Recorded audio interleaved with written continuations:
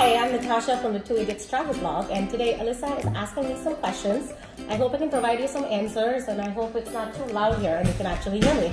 In the past, you've said that you're a little bit of a reluctant traveler. What do you mean by that? I think I'm just a reluctant person. I just don't like change. People thought it was such a great opportunity. So for me to not take it when everyone around me is saying it's a trip of a lifetime, I kind of felt foolish. While you were on their trip, were there times when you felt reluctant about what you were doing or the next leg, anything like that? I always felt reluctant, and it was, challenging in so many ways, but I always focused on the positive, whatever I was experiencing. And you know what? I'm the kind of person that thinks that if you're having a bad day, you should just accept your bad day. I think fighting the bad day actually makes it worse. So if it's having a bad day, it's just having a bad day.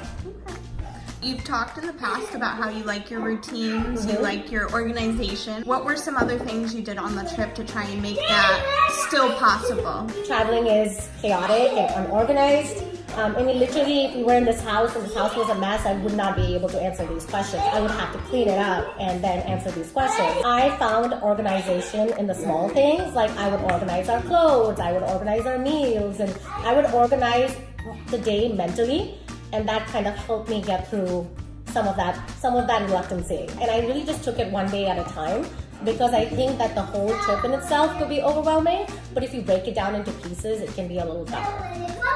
If there are other people who consider themselves reluctant people or reluctant travelers, what would you say to them and what tips would you give them? I think the biggest thing is to kind of understand yourself and understand why you're reluctant. If you are someone like me who's fearful all the time, you cannot stop living.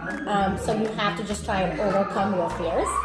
And if you're scared of the world, that's the best way to get over it, is to go experience everything. So kind of keeping all those things in mind, but just understanding yourself, understand your reluctancy, accept it, and find ways to just ease into it during the trip. Anything else you want to say about your reluctancy to travel and how you changed your mind? There were times in the trip that was so challenging, and I would scream, I'm never doing this again. Who thought this was a good idea to travel with a 2-year-old? So challenging, never gonna happen. And I came back home and I settled down for a month, and I was like getting the itch again, and I was like, I would totally do it again. So just remember that things in retrospect will always seem happier than they were when you were experiencing the small bad time. Thank you, bye-bye.